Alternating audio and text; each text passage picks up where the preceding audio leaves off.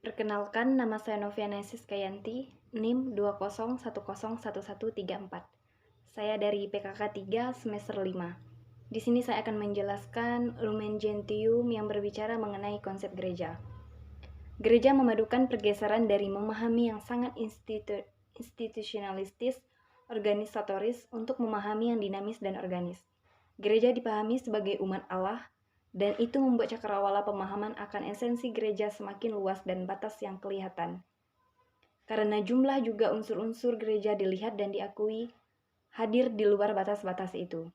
Namun gereja memandang diri terutama sebagai tanda dan sarana persatuan dan kesatuan, baik dengan Allah maupun dengan seluruh umat manusia.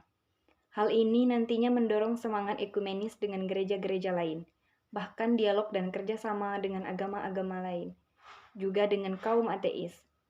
Pusat gereja bukan kembali kepada Roma atau Paus, tapi kepada Kristus di tengah-tengah umat dan uskup sebagai gembalanya.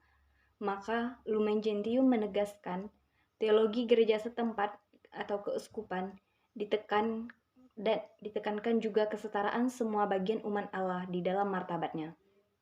Sekalipun berlainan fungsi, maka gereja semakin dipahami sebagai umat Allah secara keseluruhan kendati tetap mempertahankan fungsi hierarki sebagai pemersatu. Dalam dokumen, pembahasan tentang awam justru didahulukan daripada pembahasan tentang para religius. Dengan demikian, gereja di mana saja semakin peka pada persoalan-persoalan di sekelilingnya, dan bisa segera menyampaikan sumbang saran pemecahan. Seperti dalam Perjanjian Lama, wahyu tentang kerajaan sering disampaikan dalam lambang-lambang. Begitu pula dengan makna gereja yang mendalam, kita tangkap melalui berbagai gambaran.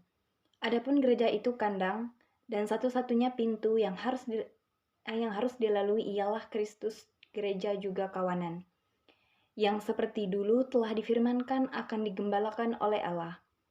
Adapun selama mengembara di dunia ini, jauh dari Tuhan, gereja merasa diri sebagai buangan, sehingga ia mencari dan memikirkan perkara-perkara yang di atas, tempat Kristus duduk di sisi kanan Allah. Disitulah hidup gereja tersembunyi bersama Kristus dalam Allah, hingga saatnya tampil dalam kemuliaan bersama dengan mempelainya. Seperti Kristus melaksanakan karya penebusan dalam kemiskinan dan penganiayaan. Begitu pula gereja dipanggil untuk menempuh jalan yang sama, supaya menyalurkan buah-buah keselamatan kepada manusia. Kristus Yesus, walaupun dalam rupa Allah telah mengosongkan dirinya dan mengambil rupa seorang hamba. Berkat ciri Katolik itu, setiap bagian gereja menyumbangkan kepunyaannya sendiri kepada bagian-bagian lainnya dan kepada seluruh gereja. Dengan demikian, gereja semesta dan masing-masing bagiannya berkembang. Karena semuanya saling berbagi dan serentak menuju kepenuhannya dalam kesatuan. Demikian pemaparan materi mengenai konsep gereja. Terima kasih.